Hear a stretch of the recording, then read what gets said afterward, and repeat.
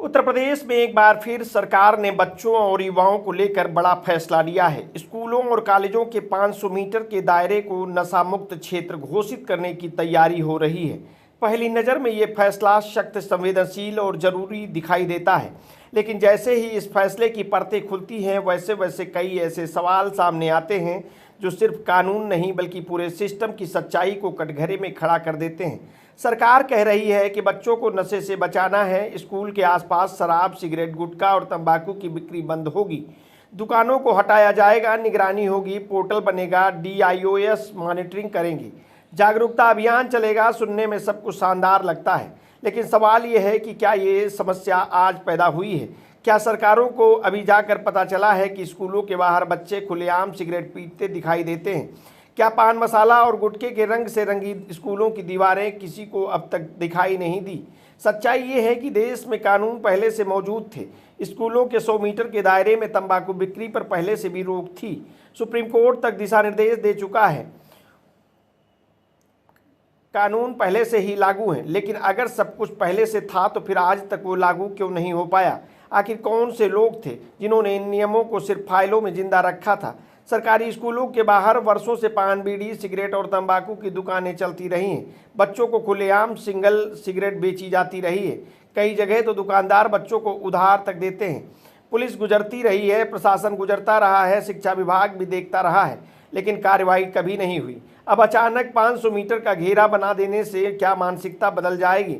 असल सवाल सिर्फ दुकानों का नहीं, सवाल उस सामाजिक माहौल का है जहां बच्चा नशे को स्टाइल समझने लगा है। मोबाइल स्क्रीन पर वेब सीरीज में शराब कूल दिखाई दी जाती है, फिल्मों में सिगरेट को एटीट्यूड बना दिया जाता है, क्रिकेट मैचों में शराब कंपनियों के सिरोगेट विज्ञापन चलते हैं। बड़े बड़े स्टार इलायची और पान मसाले के नाम पर वही ब्रांड बेचते हैं जिनका असली कारोबार नशे से जुड़ा है। तब सरकार की शक्ति कहाँ चली जाती है? सबसे बड़ा विरोधाभास यहीं खड़ा हो जाता है। एक तरफ सरकार कहती है कि युवाओं को नशे से बचाना है, दूसरी तरफ शराब की दुकानों से हजारों करोड़ का राजस्व कमाया जाता है। गांव-गांव, कस्बे-कस्बे सरकारी लाइसेंसी ठेके खोले जाते हैं। कई जगह लोगों के विरोध के बावजूद शराब की दुकानें खुलती हैं। सरकार खुद शराब बेचती है और फिर समाज से कहती है कि नशा मत करो। यही सवाल है कि जो आम आदमी के मन में धधकता है। अगर नशा इतना खतरनाक है तो क्या सिर्फ स्कूलों के 500 मीटर बाहर पहुंचते ही वो सुरक्षित हो जाता है? क्या कॉलेज के छात्र 501 मीटर दूर जाकर शराब या सिगरेट नहीं खरीदेंगे? क्या ऑनलाइन डिलीवरी, अवैध सप्लाई और गुप्त बिक्री पर भी उतनी ही सख्ती होगी? क्योंकि भारत में अक्सर कानून बोर्ड पर लिखे जाते हैं, जमीन पर नहीं दिखते। नशा मुक्त विद्यालय पोर्टल की घोषणा भी हुई है, लेकिन देश ने पहले भी पोर्टल आधारित कई योजनाएं देखी हैं। पोर्टल बनते ही, लॉगिन बनते ही रिपोर्ट अपलोड होती है, मीटिंग होती है, लेकिन ज़मीनी बदलाव बहुत कम दिखाई देता है। सवाल ये है कि क्या इस बार सिर्फ डेटा जमा होगा या वाकई बच्चों तक नशे की पहुंच टूटेगी? DIOS को नोडल अधिकारी बना दिया गया है, लेकिन क्या उनके पास पहले से कम जिम्मेदारियां हैं? सरकारी शिक्षा व्यवस्था पहले ही शिक्षकों की कमी, खराब इंफ्रास्ट्रक्चर और प्रशासनिक बोझ से जूझ रही है। ऐसे में क्या ये अभियान सिर्फ कागजों पर सफल दिखाया जाएगा या वास्तविक कार्रवाई भी होगी?